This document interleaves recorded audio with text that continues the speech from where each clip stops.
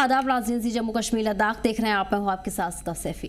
भारत सरकार के वजारत दाखिला ने लद्दाख से जुड़े मुद्दों पर चर्चा के लिए हाई पावर्ड कमेटी की अगली मीटिंग जनवरी के आखिरी हिस्से में करने का फैसला किया है। अफसरान के मुताबिक मीटिंग की तारीख कमेटी के सभी मेंबर से चर्चा के बाद तय की जाएगी ताकि सभी की सहूलियात का ध्यान रखा जा सके।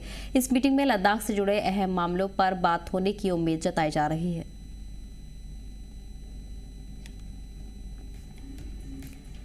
नेशनल रोड सेफ्टी मंथ 2026 के तहत मोटर व्हीकल महकमे किश्तवाड़ ने हेल्थ और आयुष महकमे के साथ मिलकर चतरू के बीडीओ ऑफिस में ड्राइवर्स, क्लीनर्स और ट्रांसपोर्टर्स के लिए मुफ्त मेडिकल कैंप लगाया है। इस कैंप में इंडियन आर्मी की 11 RR unit, traffic police Kishtwar और फायर एंड इमरजेंसी सर्विस महकमे के ताउन ने किया। प्रोग्राम में MVY, रोबिन और तमाम दीगर अफसर मौजूद रहे। वहीं कैंप के दौरान करीब 100 ड्राइवर्स और क्लीनर्स की मुफ्त मेडिकल जांच की गई। सड़क सिक्योरिटी को ध्यान में रखते हुए 30 ड्राइवर्स के रैपिड ड्रग टेस्ट भी किए गए। वहीं इस मौके पर महफूज ड्राइविंग और नशे के नुकसान पर अवेयरनेस प्रोग्राम भी किए गए। प्रोग्राम को खिताब करते हुए ARTO किश्तवाड़ तस्लीम वानी JKSS ने कहा कि सड़क सिक्योरिटी में ड्राइवर्स का सबसे अहम रोल है। उन्होंने कहा कि ड्राइवर्स की जिस्मानी और जहनी सेहत बेहतर होगी तो सड़क हादसों को रोका जा सकता है।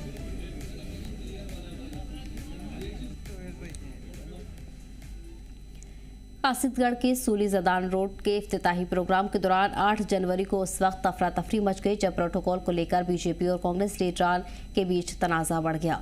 सड़क का इफ्तिताह बीजेपी MLA शक्ति राज परिहार कर रहे थे। प्रोग्राम में कांग्रेस से DDC मेंबर संतोषा देवी भी मौके पर पहुंची और इफ्तिताह में शामिल होने की ख्वाहिश जताई।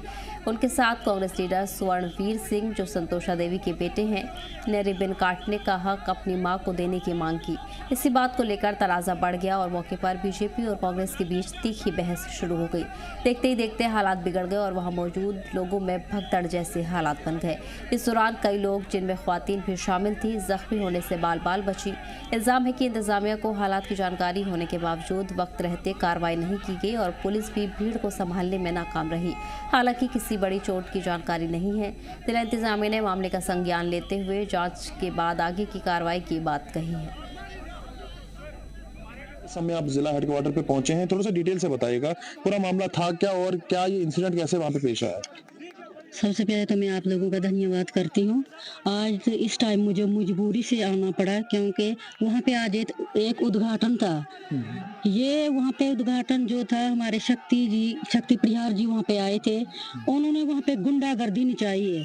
उन्होंने ऐसा किया, उनके कुछ वर्कर थे, उनको शराब पिला के वहाँ पे उन्होंने मेरे से बदतमीजी की। तो मामला था क्या? जिस तरह से आप देख रहे हैं हम कि वहाँ पे शोर शराबा देखने को मिला, धक्का मुक्की काफी ज्यादा हुई, पुलिस को वहाँ पे आना पड़ा।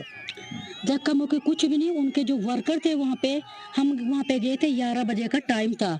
ये तो कहाँ, ये हमारे जो MLA साहब ये बोलते हैं पूरा J&K ही मेरा है, ये कहाँ पूछते हैं ना। ये जो लोग होते हैं, DDC है, जितने भी मेंबर सरपंच है, उनको कोई भी नहीं पूछा जाता। वहाँ पे ये खुद ही अपने आप को बड़े दिखाते हैं कि मैं एक लीडर हूँ, बहुत बड़ा लीडर हूँ। वहाँ पे मेरे एरिया में आए, इन्होंने एक वहाँ पे लुलूर कहते हैं, वहाँ पे भी ऐसे काटा रिबन, वहाँ पे भी उद्घाटन किया। हालांकि ये उद्घाटन करना नहीं चाहिए। MP जो हमारे MP साहब है, उन्होंने पहले से ही कर दिया, मगर ये अपने आप को लोगों को दिखाने के लिए कि वहाँ पे करवा रहे हैं ऐसा। चलो, मैंने अपने डिपार्टमेंट वालों से बात की। मैं बोला ये क्या चल रहा है? उन लोगों ने मुझे बोला कि मैडम जी हम आपको नहीं बुला सकते। मैं बोला क्या वजह? क्या बोल रहे थे कि हमारे शक्ति जी बोल रहे कि अगर आप लोग एम्प्लॉय लोग अगर मैडम को बुलाओगे हम आपकी नौकरी खा जाएंगे। मैं बोला ये कौन सा तरीका? बोलते हमने अपने बच्चे भी, बीवी बच्चे हमने पालने भी, हम कैसे, इसलिए हमारी बोलती बंद है। चलो, उन्होंने बेचारों ने फिर इस बार मुझे बुलाया। मैंने उनसे पूछा बताओ टाइमिंग क्या? उन्होंने बोला 11 बजे।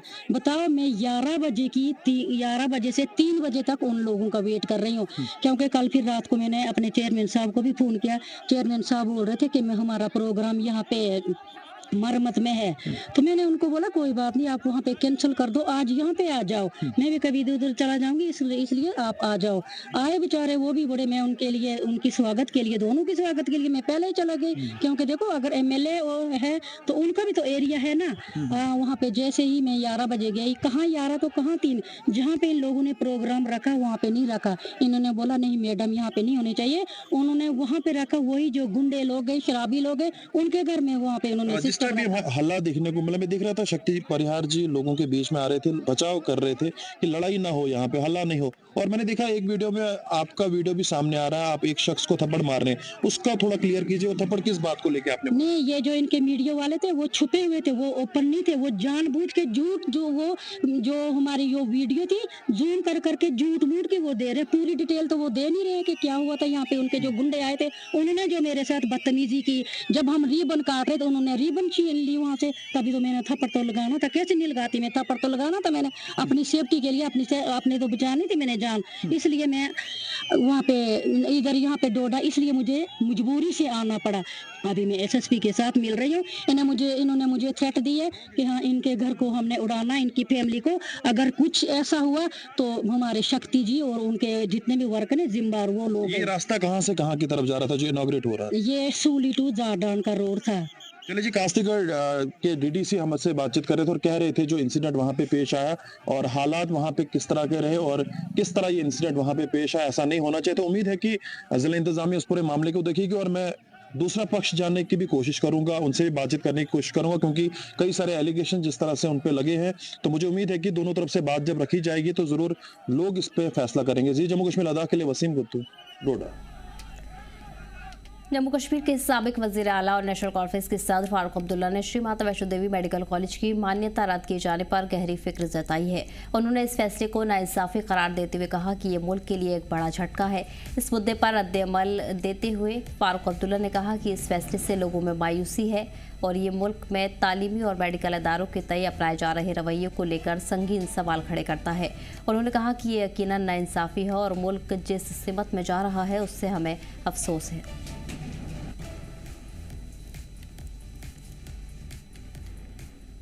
Deputy commissioner Budgam doctor Bilal Mohiuddin Bhatt ने खाग का दौरा कर पंचायत खाग में बनाए जा रहे मकामी खेल मैदानों का जायजा लिया। बता दें कि ये प्ले फील्ड करीब 7.90 लाख रुपए की लागत से बनाया जा रहा है। डीसी ने मौजूदा सहूलियात का जायजा लिया और प्रपोज डेवलपमेंट वर्क्स का भी जायजा लिया। दौरे के दौरान उन्होंने मकामी लोगों, नौजवानों और बच्चों से बातचीत की।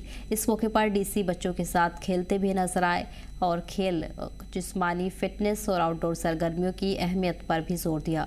वहीं डॉक्टर भट्ट ने कहा कि ज़मीनी सतह पर खेल ढांचे का फ्रेमवर्क लाइफस्टाइल, डिसिप्लिन और टीम वर्क को बढ़ावा देता है। उन्होंने तामीराती काम की क्वालिटी और वक्त पर काम पूरा करने की भी हिदायत दी है।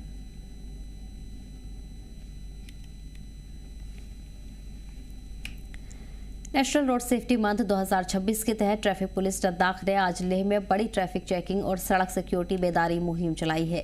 इस मुहिम का मकसद महफूज ड्राइविंग को बढ़ावा देना और ट्रैफिक कानून का सख्ती से पालन को यकीनी बनाना है। ये मुहिम deputy SP traffic Leh कुंजेस Dolma JKPS की निगरानी में चलाएगी, जिसमें इंस्पेक्टर महराज, खालिद गिरी और कई अफसर शामिल रहे। वहीं टीम ने सड़कों पर चल रही गाड़ियों की जांच की और हेलमेट और सीट बेल्ट न पहनने, दस्तावेज की कमी, ओवर स्पीडिंग और दीगर खिलाफ वर्जी पर कार्रवाई भी की गई। वहीं मुहिम के दौरान कई गाड़ी ड्राइवर्स के खिलाफ मोटर व्हीकल एक्ट के तहत चालान किया गया। साथ ही आम लोगों को ट्रैफिक कानून पर अमल करने की भी हिदायत दी गई है। तो पहले तो मैं ये कहना चाहूँगी कि ये एक वीक का प्रोग्राम नहीं है, पूरे मंथ का है। ये जो मिनिस्ट्री ऑफ मौत जो हम कहते हैं उनका एक इनिशिएटिव है, हर साल ये होता आ रहा है। तो ये 1 जनवरी 2026 से स्टार्ट हुआ, ये इट विल कंटिन्यू टिल 31 जनवरी 2026। तो इसमें बेसिकली हम जैसे एक ट्रैफिक का तो एक वन टाइम प्रोसेस नहीं है कि ये हमारा कंटिन्यूस प्रोसेस है कि हमें सुबह से लेकर शाम तक हम हर रोज़ रहते हैं इस सड़क पे।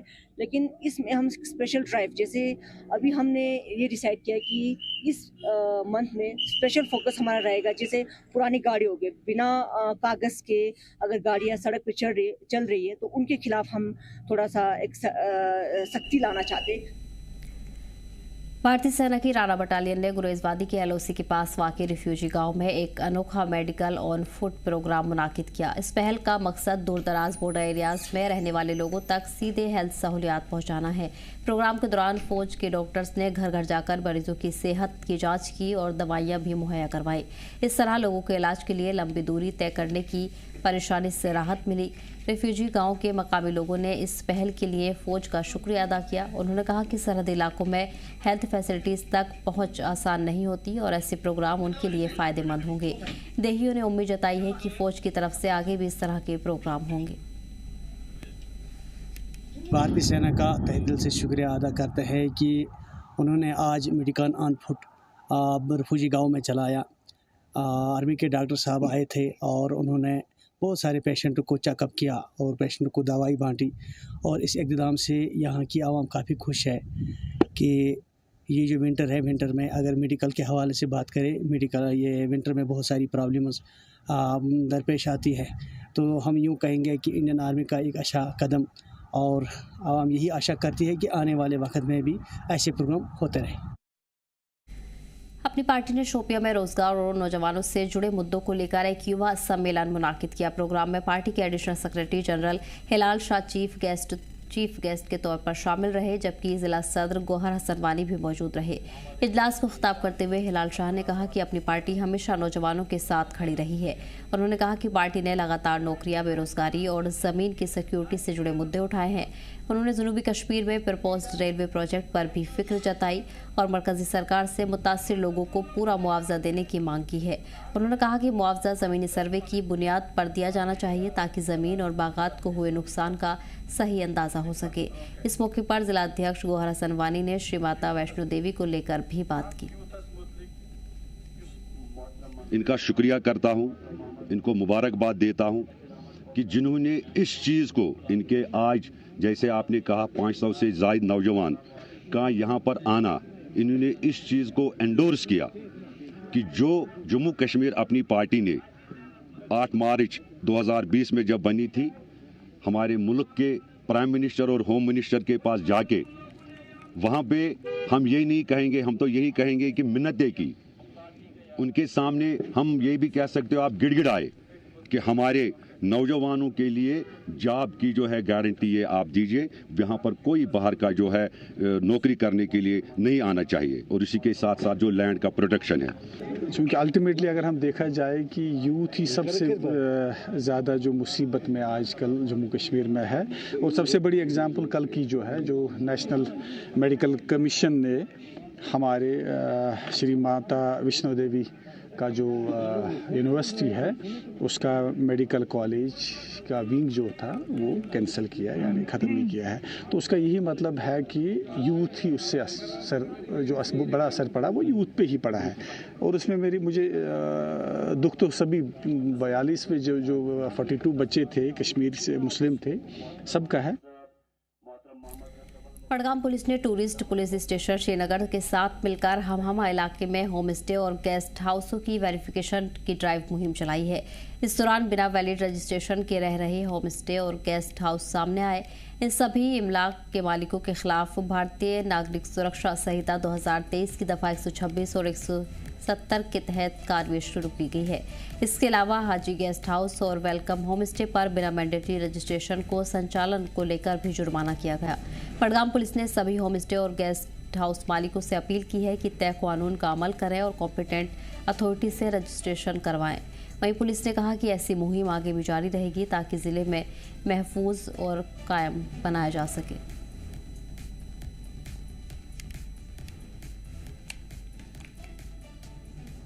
जनूबी कश्मीर के पुलवामा जिले में पहली बार पुलवामा पुलिस की तरफ से लड़कियों के लिए वॉलीबॉल टूर्नामेंट का इनेकाद किया गया। ये टूर्नामेंट जिले के नेवा इलाके में मुनाकिद हुआ, जिसका इफ्तिताह DYSP हेडक्वार्टर पुलवामा ने किया। इसके अलावा कई अफसर मौजूद रहे। टूर्नामेंट में जिले के मुख्तलिफ इलाकों से 6 टीमों ने हिस्सा लिया और अपनी खेल स्किल्स का मुजाहिरा किया। अफसरान ने कहा कि इस टूर्नामेंट का मेन मकसद लड़कियों को लड़कों के बराबर खेल का मंच देना, उनके हुनर को निखारना और उन्हें खेल के शोबे में आगे बढ़ाना है।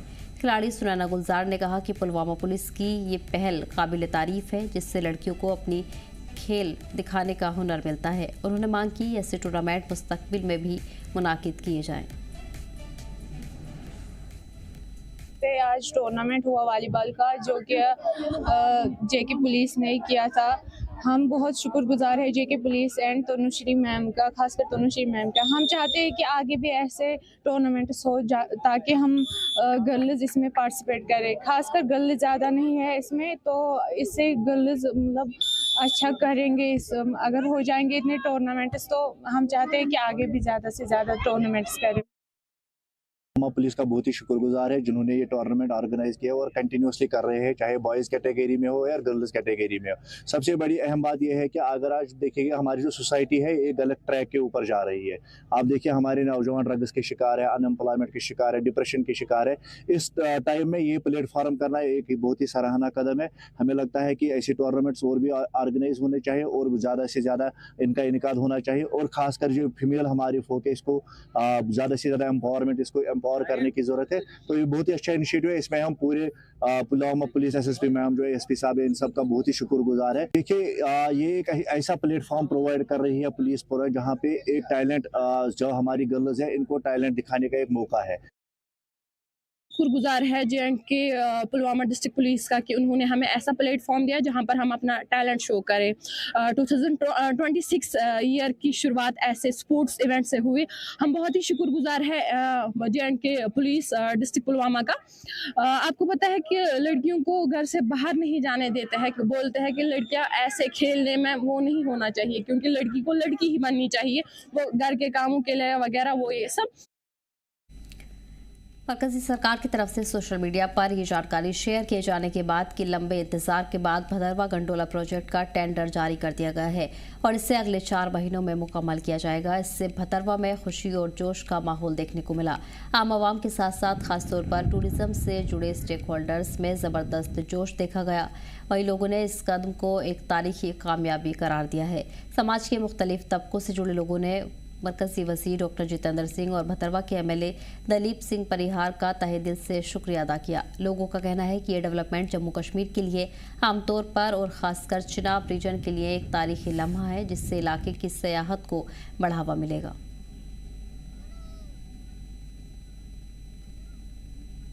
आदरणीय डॉक्टर जितेंद्र सिंह जी का, जो हमारे यहाँ मेंबर पार्लियामेंट भी हैं और वहाँ मोदी जी की कैबिनेट में मंत्री हैं, उन्होंने जो ट्वीट किया है कल की मठोला टू सियोजधार जो गंडोला लगेगा, उसकी डीपीआर के लिए बिड्स ओपन हो गए हैं और बहुत जल्द उस पर काम शुरू होगा और उससे टूरिज्म को एक बहुत बड़ा बूस्ट मिलेगा, क्योंकि सियोजधार पहुंचने के लिए पैदल चल के जाना पड़ता था और बहुत कम लोग वहां जा पाते थे।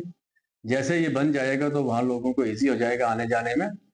और इसमें भारतीय जनता पार्टी डोडा का बहुत बड़ा रोल है, विशेषकर दिलीप परिहार जो हमारे एमएलए हैं, ऑनरेबल एमएलए भदरवा, उनका इसमें बहुत बड़ा रोल है और भदरवा की पूरी बीजेपी की जो यूनिट है उनका इसमें बहुत बड़ा रोल है। उन्होंने आए दिन प्रयास किया और रोज उन्होंने डॉक्टर जितेंद्र सिंह जी को फोन कर करके विवश कर दिया कि डॉक्टर जितेंद्र सिंह जी ने भी इसमें बहुत बड़ा रोल निभाया है और आफ्टर ऑल ये जो ड्रीम कम्स ट्रू हो गया है और बहुत जल्द वहाँ गंडोला लगेगा। गंडोला जब लगेगा, जब इसका काम होगा, बहुत सारे लोग जो काम करते हैं, जो कोई ठेकेदार है, कोई मजदूर है, वो ठेकेदार को ठेकेदारी मिलेगी, मजदूर को मजदूरी मिलेगी। वाइस प्रेसिडेंट बीजेपी डोडा हूँ। हम बहुत ही शुक्रिया करते हैं डॉक्टर साहब का और दिलीप जी एमएलए साहब का, जिन्होंने मठोला टू सियोजधार के लिए जो गंडोला सैंक्शन करवा दिया है। इससे हमारी इस डिस्ट्रिक्ट को बहुत फायदा मिलेगा, खास करके भदरवा में। भदरवा के साथ साथ डोडा भी हमारा जो पड़ता है, सारा पूरा डिस्ट्रिक्ट इसमें आ जाएगा इस जुमरे में फायदे के लिहाज से, क्योंकि टूरिज्म इसमें बढ़ेगा। जब भदरवा के लिए टूरिज्म आएगा तो ऑटोमेटिकली डोडा भी आना है। हम बहुत ही शुक्रिया करते हैं इस बात पर अपनी पार्टी का, बीजेपी का, खास करके डॉक्टर साहब का, जिन्होंने दिल्ली में मेहनत की है, और दिलीप जी ने जिन्होंने बार बार फोन करके उनको पीछे रहे हैं, और भदरवा और डोडा की बीजेपी जो टीम है हमारी सबका। तो इसीलिए हम इस पर ज्यादा कुछ बोलना नहीं चाहते, क्योंकि ये बहुत ही ज्यादा फायदा है आम लोगों के लिए भी, खास लोगों के भी लिए, आप समझो मिडिल क्लास के लिए भी, बीपीएल के लिए भी, सबके लिए, अमीर गरीब के लिए ये फायदा है। वहीं रोड सेफ्टी वीक के तहत एआरटीओ अनंतनाग मुबश्शिर अहमद की ओर से सड़क सिक्योरिटी को लेकर बेदारी प्रोग्राम किया गया। इस दौरान ड्राइवरों को जिम्मेदाराना ड्राइविंग और ट्रैफिक कानून की सख्ती से पाबंदी की अहमियत से रूबरू करवाया गया। लोगों को हेलमेट और सीट बेल्ट पहनने, ओवर स्पीडिंग से परहेज करने और ट्रैफिक रूल्स पर अमल करने की हिदायत दी गई है, ताकि सड़कों को सभी के लिए ज़्यादा महफूज बनाया जा सके। बेदारी मुहिम के साथ साथ ड्राइविंग टेस्ट भी किए गए, जिनका मकसद ड्राइवरों की ड्राइविंग सलाहियत का जायजा लेना और सिक्योरिटी को यकीनी बनाना है। हमारा डे 7 है नेशनल रोड सेफ्टी मंथ का। आज हमने सुबह जो भी एप्लीकेंट्स हैं उनसे मिले उनकी जो भी उनका फीडबैक है रिगार्डिंग जो हमारा ट्रैक है एस ट्रैक वो लिया। आज आप देख रहे हैं हमारे फर्स्ट टाइम तीनों ट्रैक फंक्शनल हैं, 2 एस ट्रैक, 1 मोटरसाइकिल ट्रैक, और रेगुलर जो एप्लीकेंट्स हैं, मैक्सिमम यूथ है उसमें, वो आ रहे हैं और पार्टिसिपेट कर रहे हैं ड्राइविंग टेस्ट में। डे 7 के हवाले से हमने थोड़ा बहुत अवेयरनेस करने की भी कोशिश की regarding safe driving tips, regarding driving in fog, driving in snow, जो भी कंडीशंस ऑफ द रोड है उस पर। और ये भी इनको बताने की हमने कोशिश की है कि अब गवर्नमेंट बहुत स्ट्रिक्ट हुई है रिगार्डिंग एनफोर्समेंट, और अगर कोई भी एनफोर्समेंट ड्यूरिंग एनफोर्समेंट हमें यूथ पाया गया रैश एंड नेग्लिजेंट ड्राइविंग में या ओवर स्पीडिंग में या स्टंट करते हुए, we will take strict action as per the provisions of Motor Vehicle Act and rules thereof. Regional passport office Srinagar में शुमाली कश्मीर के कुपवाड़ा जिले के एक डेडिकेटेड पासपोर्ट सर्विस सेंटर तैयार करवाया गया है, जिसके साथ ही हाल ही में शुरू की गई मोबाइल पासपोर्ट वैन के जरिए लोगों को उनके नज़दीक पासपोर्ट से जुड़ी सर्विस मुहैया कराई जा रही है। अफसरान ने बताया कि इस पहल का मकसद दूर दराज और सरहदी इलाकों में रहने वाले लोगों को राहत देना है। मेडिकल पासपोर्ट वैन के जरिए केरन, करना, माछिल, जुमागुंड और नौगाम जैसे बॉर्डर एरियाज के लोगों को पासपोर्ट सर्विस दी जा रही है। उन्होंने बताया कि वैन सभी ज़रूरी और जदीद आलात से लैस है।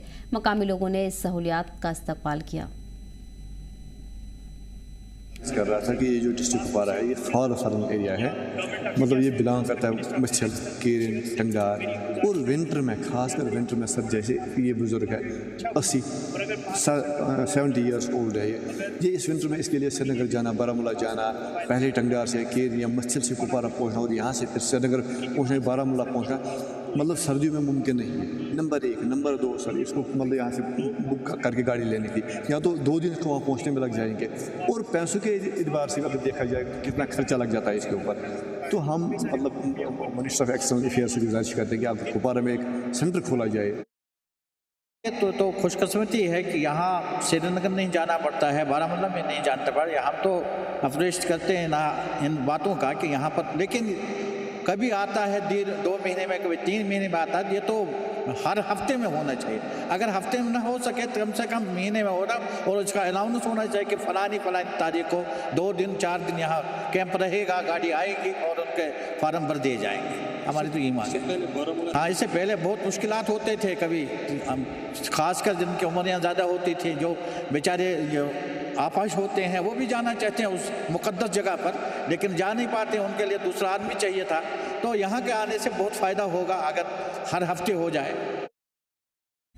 कश्मीर में जारी चिल्लई-कला के दौरान कुलगाम जिले में कड़ाके की ठंड से आम जिंदगी बुरी तरह मुतासिर है। लगातार 0 टेम्परेचर के सबब लोगों को रोजमर्रा के कामों में भारी दिक्कतों का सामना करना पड़ता है। कुलगाम के रहने वाले जावेद अहमद ने कहा कि चिल्लई-कला के दिनों में पूरी वादी में हालात मुश्किल हो जाते हैं और शदीद ठंड की वजह से जिंदगी थम सी जाती है। वहीं दूसरे शख्स आशिक हुसैन ने बताया कि चिल्लई-कला के फायदे और नुकसान दोनों हैं। उन्होंने कहा कि ये दौर बर्फबारी और आबी वसाइल के लिए ज़रूरी है, लेकिन बुजुर्गों और छोटे बच्चों को ठंड से हेल्थ की परेशानी होती है। मैं आपको बताना चाहता हूँ, ये जो चिल्लई-कलान है ये हमारे कश्मीर के लिए एक रहमत बन के आता है।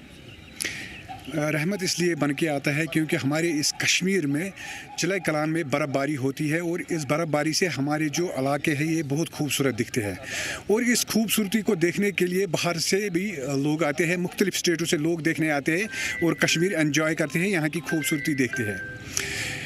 अगर दूसरे एंगल से देखा जाए तो ये इस चिल्लई-कलान में बहुत ज़्यादा ठंड होती है, बहुत सर्दी होती है, और इस सर्दी से बचने के लिए हमें गर्म पानी की ज़रूरत होती है, गर्म कपड़ों की ज़रूरत होती है, जैसे कि टोपी लगानी पड़ती है, गर्म कपड़े पहनने पड़ते हैं। और इस चिल्लई-कलान में हमें थोड़ी सी किल्लत भी होती है, जैसे कि बिजली मुहैया नहीं रहती है। लेकिन चिल्लई-कलान की वजह से बर्फ़बारी होती है, और हमें बाद में अप्रैल में यहाँ जो पानी मुहैया होता है वो इसी चिल्लई-कलान की वजह से होती है, वो होता है, क्योंकि जब चिल्लई-कलान में बर्फबारी होती है तभी हमारे कश्मीर को पानी मुहैया होता है। मेरा नाम शौकत अहमद नायक, मैं मालवन में रहता हूँ। चिल्लई-कलान में बर्फ़ पड़ता है जो कि हमारे लिए बहुत अहम, बर्फ़ से हमारे खेती बाड़ी, हमारे बागात जो है ये बर्फ़ के अनसार पे ही है कि जब बर्फ़ यहाँ पड़ता है तो यही चिल्लई-कलान का बर्फ़ हमारे जून जुलाई तक हमारी आबपाशी में बहुत काम आता है। और नुकसानात इसके ऐसे हैं कि इसमें सर्दी उठती है, बुज़ुर्ग लोग, बच्चे लोग, उनको थोड़ा मुश्किल होता है। अगर यहाँ पे फैसिलिटी होती तो मुश्किल नहीं होता है, लेकिन हमारे यहाँ फैसिलिटीज़ नहीं होती। फर्स्ट ऑफ ऑल अस्सलाम वालेकुम रहमतुल्लाह। आशिक हुसैन मीर नाम है मेरा, मैं हारीवेट में रहता हूँ। अगर हम चिलाई कलान को देखें तो चिलाई कलान अल्लाह ताला की तरफ से हमारे लिए एक नियामत है, क्योंकि जो बर्फ़बारी गिरती है, बर्फ़बारी जो जम जाती है, बाद में जब वो बाद में पिघल जाती है तो पानी की कोई प्रॉब्लम नहीं रहती है, कोई किल्लत नहीं रहती है। लेकिन इसके साथ साथ अगर मैं देखूं अपने ओपिनियन से तो ये हमारे लिए ज़हमत भी है, बिकॉज़ ऑफ जो आज के जो हम हालात देखें कि पावर की बहुत ज़्यादा प्रॉब्लम है, बहुत ज़्यादा किल्लत रहती है, और उसके साथ साथ अगर देखा जाए तो पानी की भी बहुत ज़्यादा किल्लत रहती है। तो फयाज साहब स्पेशली आप जो फार फ्लंग एरियाज़ हैं, हिली एरियाज़ है, आप वहाँ पे देखिए कि उन हमारे बहनों माओं को कितनी ज़्यादा तकलीफ़ होती है ये पानी लाने में या पावर में कितनी ज़्यादा तकलीफ़ होती है।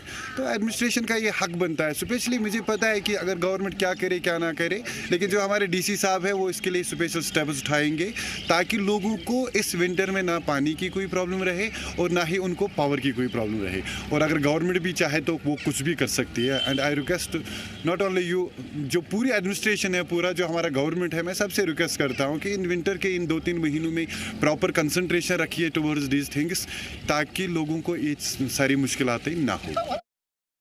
वादिया कश्मीर के हवाले से अगर बात करें तो वादिया कश्मीर में आजकल जो है चिलाई कलान चल रहा है और लोग जो है सर्दियां शदीद महसूस कर रहे हैं। अगर चिलाई कलान के हवाले से बात करें तो इस चिलाई कलान में अच्छी खासी बर्फबारी भी रिकॉर्ड की जाती है, जो कि अभी तक नहीं हुई है। और साथ ही अगर बात की जाए तो मुकामी लोगों को इस चिलाई कलान में किन किन मुश्किलात का सामना करना पड़ रहा है और साथ ही लोगों के लिए ये चिलाई कलान क्या रहमत है या ज़हमत, आइए लोगों से ही बात करते। फिलहाल इस बुलेटिन में इतना ही। हमें दीजिए इजाजत। एक जम्मू कश्मीर लता।